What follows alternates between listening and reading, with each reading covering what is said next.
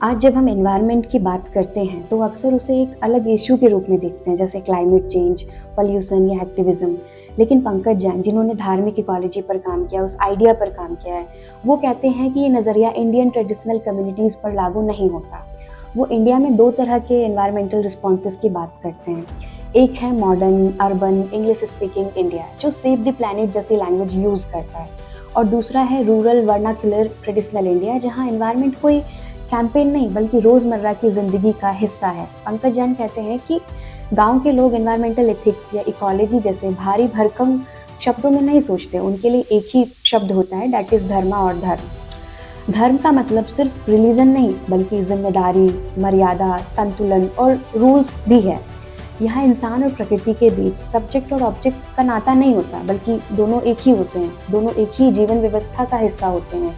इसलिए rural communities के लिए रिलीजन, एथिक्स और इकोलॉजी, ये तीनों अलग अलग कैटेगरीज नहीं है, ये तीनों एक ही हैं। यहाँ धार्मिक होने का मतलब है प्रकृति के साथ जिम्मेदारी से रहना। इस सेंस में धार्मिक इकोलॉजी सिर्फ एक थियोरिटिकल आइडिया नहीं बल्कि एक लिव्ड फिलॉसफी है। लिव्ड फिलॉसफी का मतलब होता है वो फिलॉसफी जो किताब के पन्ने पर नहीं बल्कि लोगों की रोज़मर्रा की ज़िंदगी में नज़र आती है।